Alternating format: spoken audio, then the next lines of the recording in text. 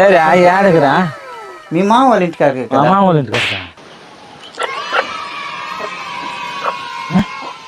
కోడి పిల్లలు బలి ఉండదే అడిగితే ఇస్తుడా ఇచ్చేదేంద్రా అది మీ మామదేరా.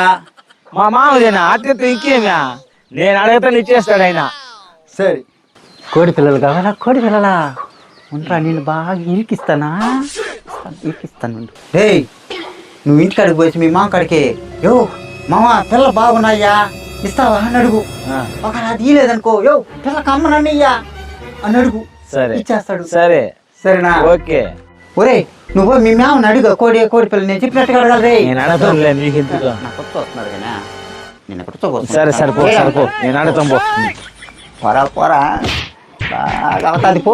యో మామా మామా ఎవరు రావుడా? రే నువ్వురా ఏనా బచ్చా అటా వచ్చినావా? ఏం విషయం? ఏం లేదు మామా పిల్లని ఆడదామంతా. పిల్లనా? నీకెంత ధైర్యం ఉంటే పిల్ల ఆడతాను రే. సరే కానీ మామ కోపం చేసుకోబాక పిల్లకి అమ్మనని ఇయ్యా. ఎంత ధైర్యం నీకా? పిల్లని అడిగినావు మరి పిల్లలు అమ్మని కూడా ఆడతావా? రోకలు పడుకున్నా తలకాయ పడుకున్నా బండితో తలకాయ బాలు కొడతావా? ఉడుతుడు ఉడుతుడి మెట్లుడా.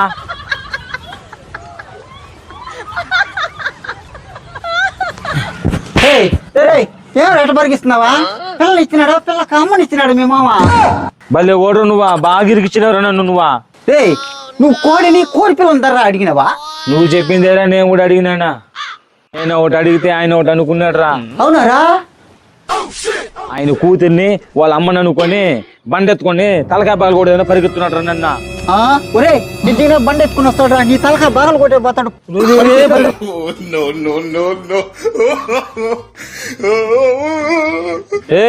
అన్యాయంగా ఇరికిచ్చేసినావు కదరా నన్న. అయ్యయ్యో అయ్యయ్యో అయ్యయ్యో బుద్ధుంటే ఎవడు మాట అయ్యని ఏ పని చేయకూడదురా స్వామి. ఎత్తుకున్నా రాజా